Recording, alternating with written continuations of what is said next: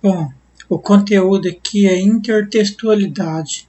Na intertextualidade, a gente vê aqui no começo fala assim, olha, você sabia que os textos podem conversar entre si? Sim, isso é possível. E a esse fenômeno damos o nome de intertextualidade.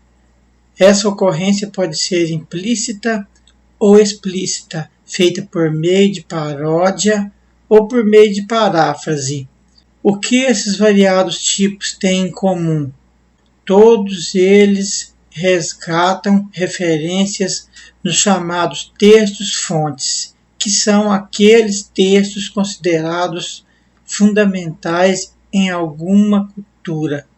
Então, olha, na contextualização sempre tem um texto-fonte. Esse texto-fonte que vai servir de base para a produção de um outro texto. E a gente vai ver exemplo um pouco abaixo. O nome disso, então, é intertextualidade, quando um texto serve de base para a produção de um outro texto. Se a gente prestar atenção na palavra inter é um sufixo de origem latina e faz referência à noção de relação. Então, quando se pega um texto e produz um outro texto fazendo relação com aquele texto base, é chamado de intertextualidade. Por isso é correto afirmar que a intertextualidade refere-se à relação entre textos, assim como é correto afirmar que todos os textos, em maior ou menor grau, é um intertexto. Isso acontece em virtude das relações dialógicas firmadas. Ele tem uma pergunta aqui que fala assim, olha, ainda está difícil? Está difícil, então vamos ver a letra dessa música aqui. Vamos, a música de Chico Buarque.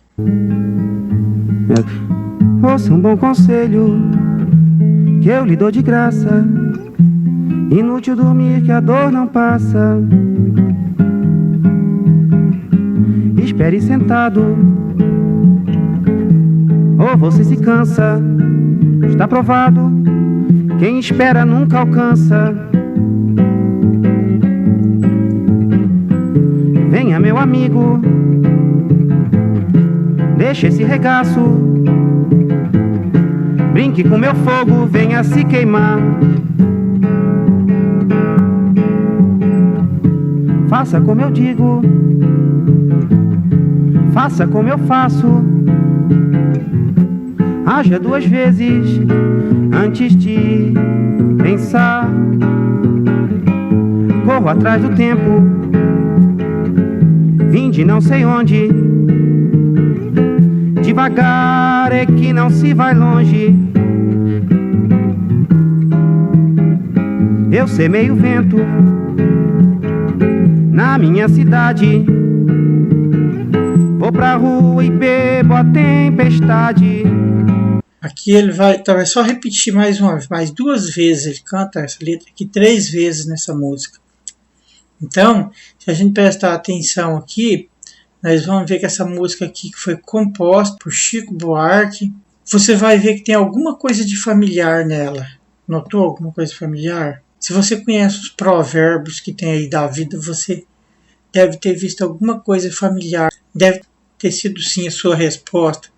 Então, isso acontece porque ele pegou, na verdade, alguns ditados populares aí e pôs dentro da música. Se você for prestar atenção, tem um tanto de ditados populares que a gente conhece por aí, que o povo fala, que a gente mesmo usa, que ele usou nessa música dele. Então, na hora da composição, ele fez uma intertextualidade com isso. Então, nós vamos olhar aqui. Olha, Chico Buarque, quando ele compôs essa música, ele utilizou, olha aqui, ouça o bom conselho que eu lhe dou de graça. Não tem aquele conselho, aquilo lá que o pessoal fala, se conselho fosse bom, não dava de graça, seria vendido. Ele está querendo mostrar o contrário daquilo lá, aqui na música. Vamos ver se a gente acha mais algum.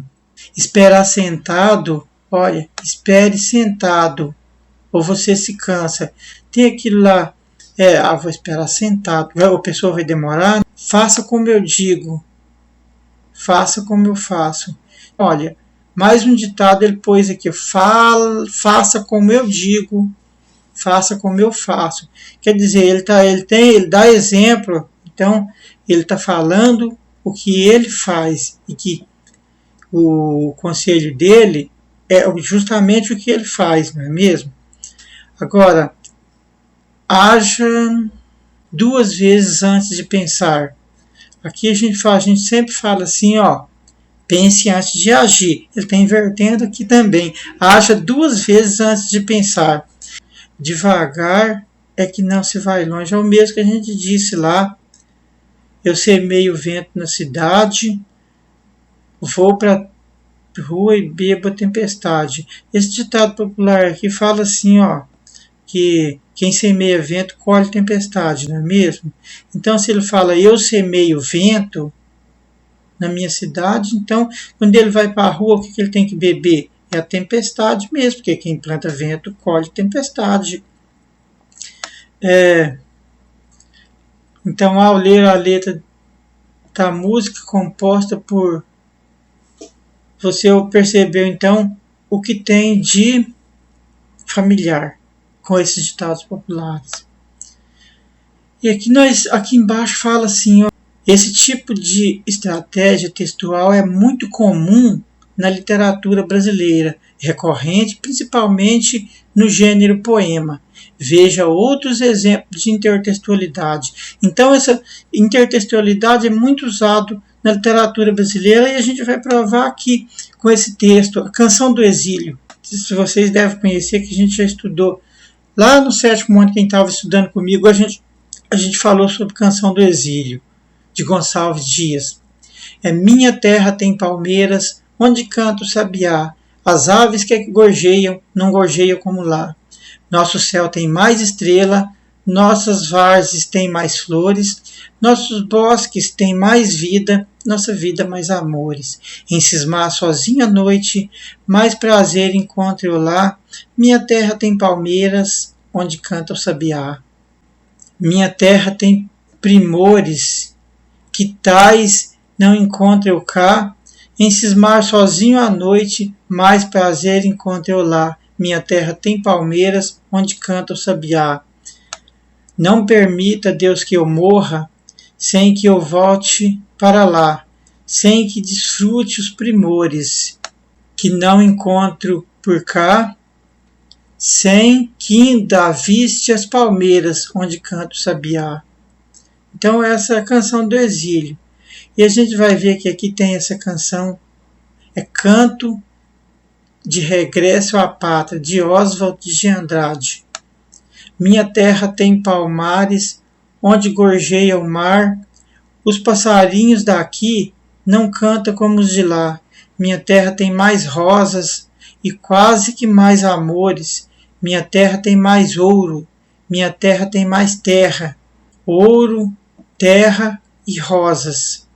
Eu quero tudo de lá.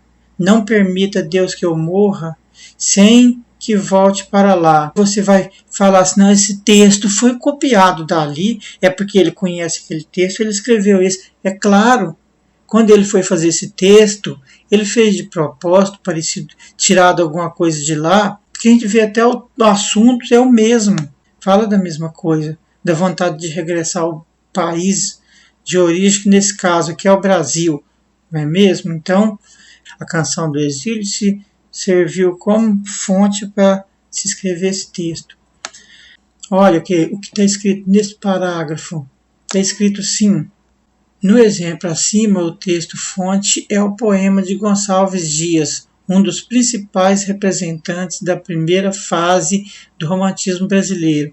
A partir dele, Oswald de Andrade, que integrou o movimento modernista, construiu uma paródia, transportando o poema escrito no século XIX para a então realidade da segunda década do século XX, dando-lhe assim um ar de modernidade.